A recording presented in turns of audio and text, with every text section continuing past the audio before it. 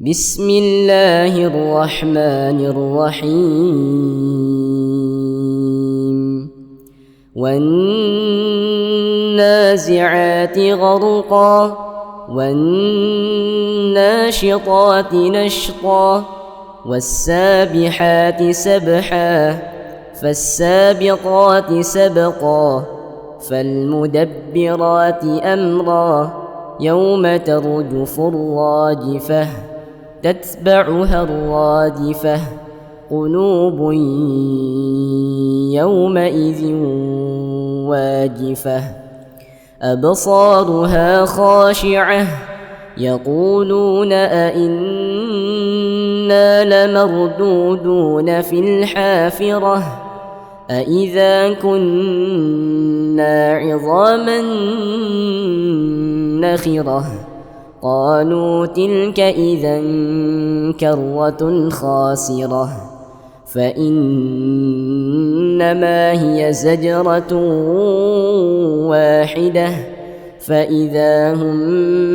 بالساهرة هل أتاك حديث موسى إذ ناداه ربه بالوادي المقدس طوى اذهب إلى فرعون إنه طغى فقل هل لك إلى أن تزكى وأهديك إلى ربك فتخشى فأراه الآية الكبرى فكذب وعصى ثم أدبر يسعى فحشر فنادى فقال أنا ربكم الأعلى فأخذه الله نكال الآخرة والأولى إن في ذلك لعبرة لمن يخشى أأنتم أشد خلقا أم السماء بناها رفع سمكها فسواها وأغطش ليلها وأخرج ضحاها والأرض بعد ذلك دحاها أخرج منها ماءها ومرعاها والجبال أرساها متاعا لكم ولأنعامكم فإذا جاءت الطامة الكبرى يوم يتذكر الإنسان ما سعى وبرزت الجحيم لمن يرى فأما من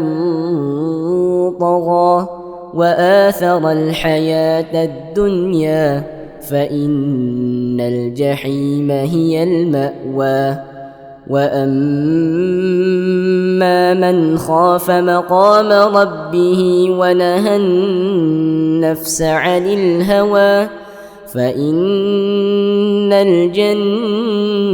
هي المأوى يسألونك عن الساعة أيان مرساها فيم أنت من